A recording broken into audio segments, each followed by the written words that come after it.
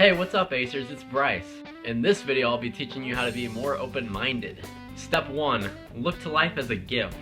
God gave us this life, we don't even deserve this life. You should be blessed that you get to wake up every day. You know, every day is a new day to start something new, to be a different person. Every day is a new day to live like God wants you to. It's amazing how we can wake up every day. Like, people just live their lives like they think they're gonna live forever and someday they'll just die. But really, every day is not guaranteed. You have to live like every day is your last. Step 2, this is a very important one. See things through a different perspective. You know, you can't just always live life on your own perspective, because so many other people have different perspectives that can give you insight into different areas that you might be interested in.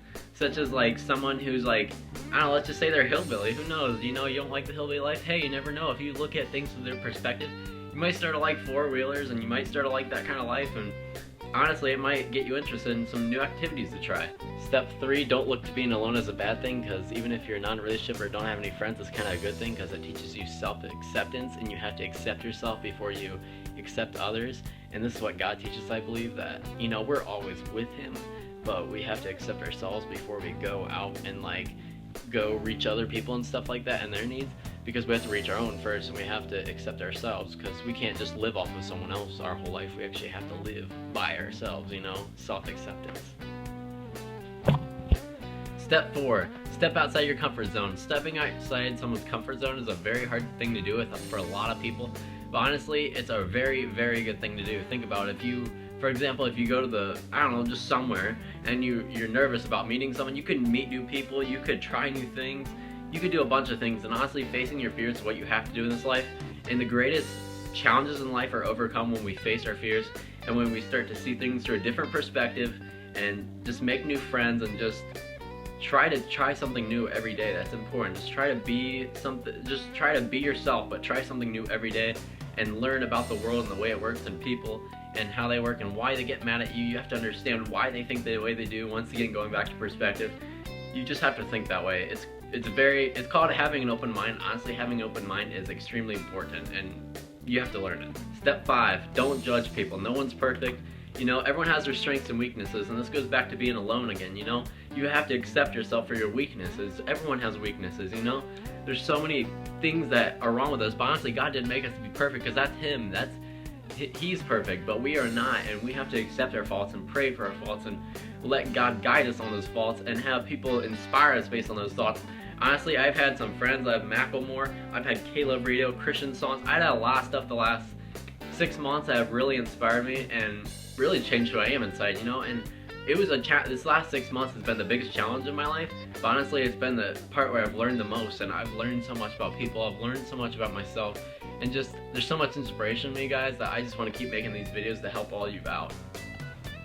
Think of the world more as 3-dimensional and not 1-dimensional. You'll see what I mean in a minute. So for example, when you're tasting food, just don't taste it to taste it. Look at the texture, feel the texture, really get into the taste of the food. If you're walking, just feel the friction between you and the floor, little things like that. Just appreciate the little feelings you have in life, and don't always make it out to be oh, it's just nothing. But honestly, guys, just think about life always as just you know, just look around and see wow, look at all these things that people have created, tables and chairs, and look at all these inventions that we have, that, you know, it wouldn't be possible without all these inventors and all these guys that can manufacture them and know what they're doing. That's just amazing to me, that there's so many things in this world that you think, how the heck did they get here?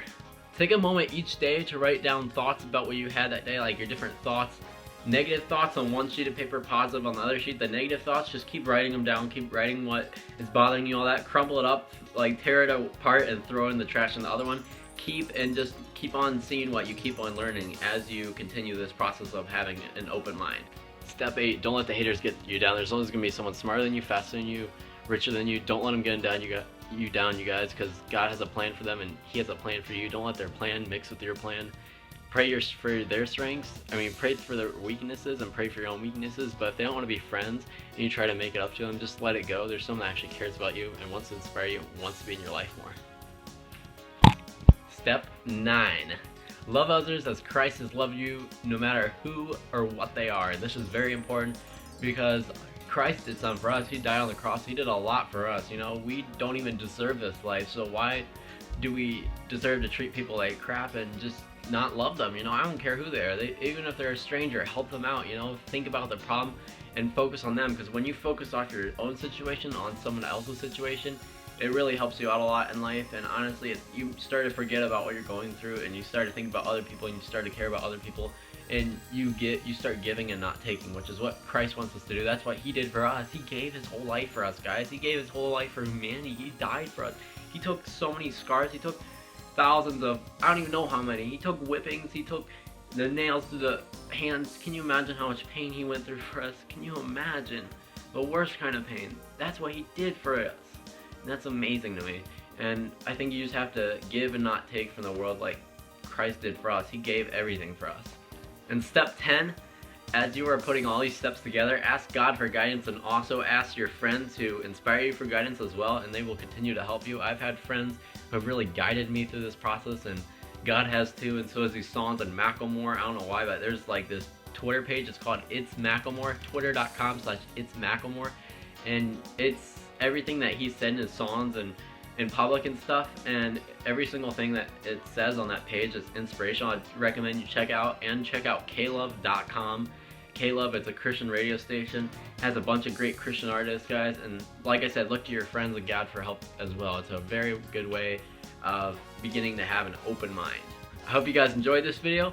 Everyone have a saucy Saturday.